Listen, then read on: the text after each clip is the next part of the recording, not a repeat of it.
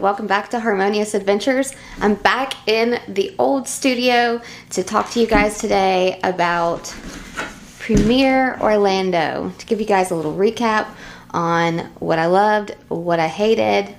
Hate's a strong word, but what I disliked about it, and just kind of like my thoughts going as a solo trip to Orlando. So I brought my little tag. This is something that was new this year. It wasn't too bad of a pain to get, so you actually had to print these out before you went. What I did like about it, I never cared for their app, but on the back of the tag, they had the classes that you had paid for. So it did help you like kind of keep up with what you had going on. I ended up adding another class after this, so it only has my Ashley Norman class on it, but I went to 2 other free classes, which the app did give me a reminder on, but I liked this.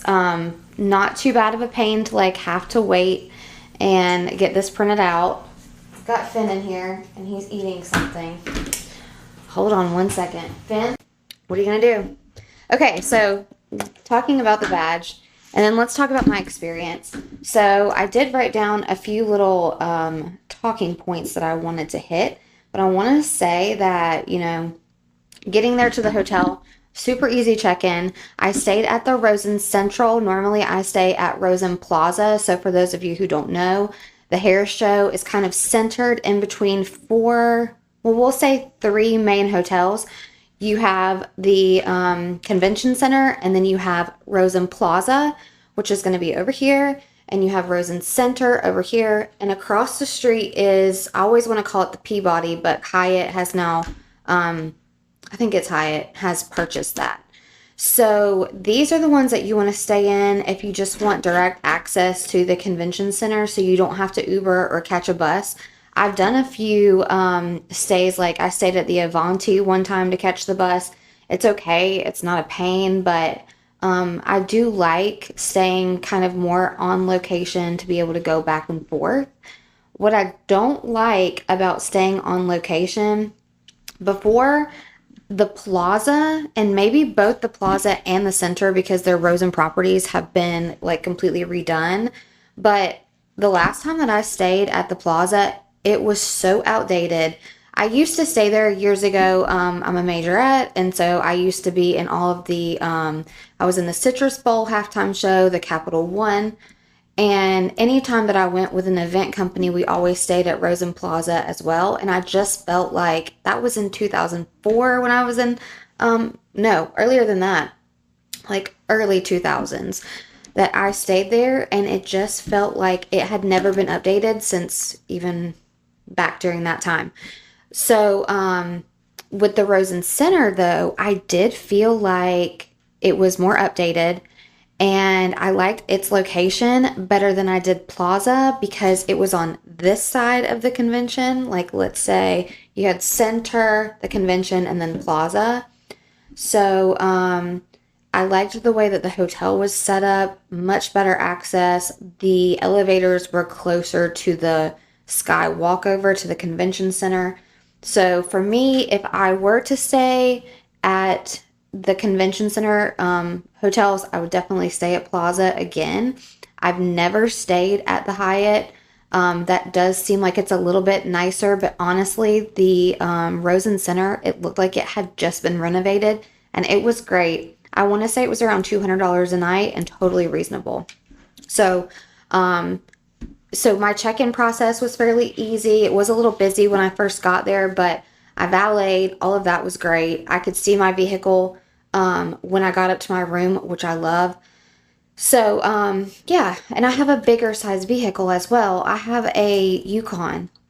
So I want to be able to see it. Sometimes when you're parking in those hotel spaces, if you don't valet and you do self-park, they're the tiniest little spot. So having an oversized vehicle is better for me to just valet and then go about it from there. So check-in was pretty smooth, other than you're going to have a little bit of a wait because everybody was getting in that day and at that particular time. Other than that, it was pretty easy. And then once I got to my room, like I said, very nice accommodations. So check-in and getting the badge was very, very easy. So I had a little bit different experience this year in that I went solo. And then the walls, I will say, at the Rosen Center are a little bit thin.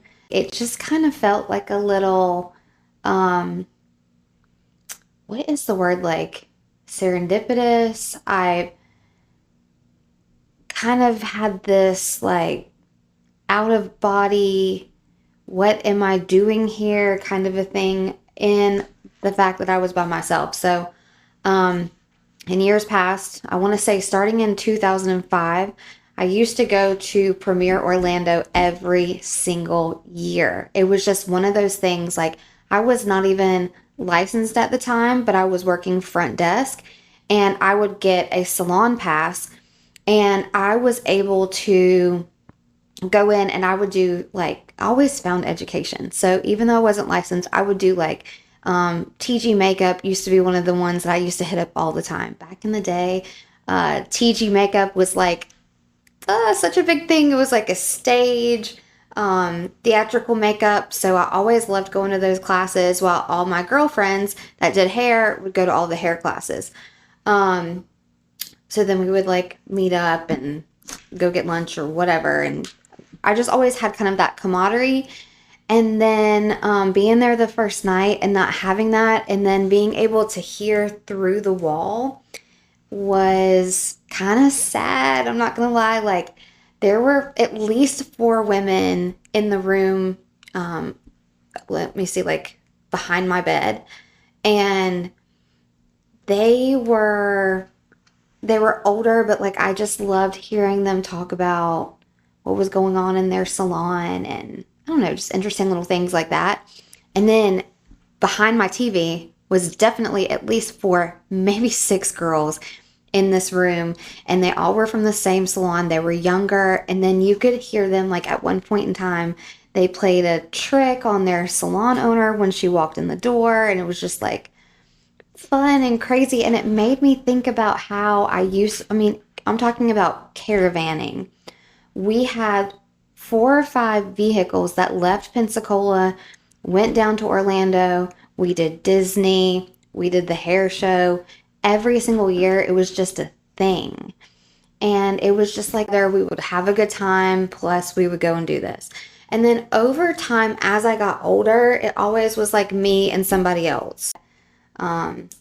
But going down there to the event itself was just a little bittersweet. That's the word that I'm looking. It was just bittersweet because for all of these years I've gone with people and had somebody, and then to be like there and just thinking, this is crazy. I always have had to go from like a big group down to this, but there was also something so empowering about that. And when I went with that big group, I was such a baby. I was so young. I kind of needed that. And then there was something so empowering that like, I am here by myself. I'm going to these classes and look at how far I have come. Kind of a moment for me of just being really, really proud of myself in my career. And knowing that like the classes that I picked and like where I'm at, and I don't know, it was kind of one of those things where I was thinking like, I'm just so thankful that I am where I am today. And in all of the struggles that I have been through, I am such a better person. And that girl that had 20 stylists with her was so lost, and she was so young. And anyways, I know I'm tooting my own horn, but I'm just so proud of myself. So let me get back to the classes. I've told you guys before in other videos, if you want to go back and look at my one-on-one experience with the education, you can go back. I just posted a video on the Saturday education with Ashley Norman. Chef's kiss, fantastic. I knew it would be. Talking about the floor, the exhibit floor. So the next day, they opened the, oh, Finn, no, honey. No. So talking about the convention floor. So Sunday, they opened up the convention floor. And I want to show you guys. Let me see if I can, if you can take a look at this. See if it'll focus. So this is what the floor looked like. I went to Premiere Orlando every single year up until I think the last year that I went was with my friend Oksana, maybe Sarah. So let's say 2014 was the last years that I went. When I started working with Pravana in 2015, I started going to an event that was created by Mary Rector called Behind the Chair. So Behind the Chair event was, instead of them bringing in really large companies, they would bring in educators either from social media or something. They had some kind of notoriety. They had some kind of publishing, or it mainly was social media, because at this point in time, Instagram had come out and the rise of Hairstylist with social media platforms began to evolve. And so they were teaching their education that wasn't necessarily up underneath an umbrella of a big company. That was good until it started going downhill. And I feel like this year, Premiere brought in a good combination of both educators that were under their own platform and then also some big companies. However, there were still a lot of big companies that did not even have a booth this year at Premiere. So I don't know. It's been 10 years since I've been to Premiere Orlando. I'm not sure if this is the first year it's been like that, or if since Mary created Behind the Chair event, people are kind of picking and choosing what they are going to be a part of, companies rather. But this was half the size. So there was only 4 entryways into this exhibit floor. Back in the day, it was 8. It was 5 football fields long, and it also had some upstairs as well. This was only 3. It was half of Hall A, all of B and C. And guys, when I tell you that the size of, so they had spa, nails, hair. Our hair is the size of what the nail area used to be. So you had half the size but the same amount of people going to this event. So I was so overwhelmed. I could not believe the amount of people that were piling into this exhibit floor on Sunday. It was too much. It was too much for me. And maybe I'm just getting a little bit older, but the education that I wanted, I got on Saturday. And so I got out of there on Sunday because they didn't even have, they had R&Co. For those of you who don't know, I carry R&Co Blue. And so I did want to stop by. When I tell you I couldn't even get to this booth, I could not even get to this booth. If I would have waited a little bit longer and probably gone in the afternoon, it probably would have thinned out. But I did go ahead and check out, just thinking, oh, I'll hit the exhibit floor on Sunday morning and then drive home. It was not the case. It was insane. So that's my only negative about this, is I don't really know what has happened to all the other companies. I would have loved to seen, Aveda used to have I'm a big Aveda fan just from my past. They always had like a really large stage, L'Oreal, Redken, and it's just not there anymore. So the biggest stages, like just looking at this right now, they had a salon-centric, stage, which does encompass those products, but each individual brand used to have their, their setup. But Salon Centric, Level 3, Amika, Dyson, Babyliss Pro, Olivia Garden, Ulta, Wet Brush. Those are the big ones. And we used to have Schwarzkopf, Aveda, Wella. I mean, you're not seeing, if they did have a booth, super, super tiny. I'm not seeing any of it. So I'm thinking, I'm like, am I just old school, I don't know. But anyways, that was kind of my take on the exhibit floor. And then I wanted to talk a little bit really quickly about the interactions of some of the people that I met just networking. I met a woman who wanted to be an educator, and I was so surprised. So the woman that wanted to be an educator, she was older than me, and she proceeded to tell me how much money I needed to make, which, it's great. It's always good to have. I enjoyed her company, so I'm not bad mouthing her. But what I am saying is that I'm just a little disappointed in how the industry is going. And there's nothing really I can do about it. I probably sound like an old stylist that is just set in her ways and can't believe that things are the way that they are. But she said, I don't charge enough. She said, this is how you get your blonde client in and out in 2 hours with social media content. And it's slapping some foils in the head, old traditional foils, and getting them out. And I'm not saying that her work isn't great.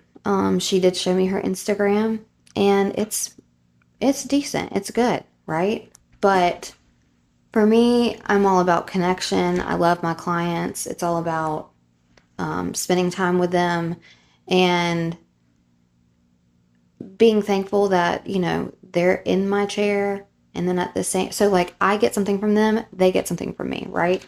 It's a very rewarding field for me because of that connection. I'm Aquarius, like I'm all about community. So I just got the feeling that it's getting to where people are just all about making money, and rather, the majority of us got into this industry because we love beauty and we want to make people feel good, but then greed sets in.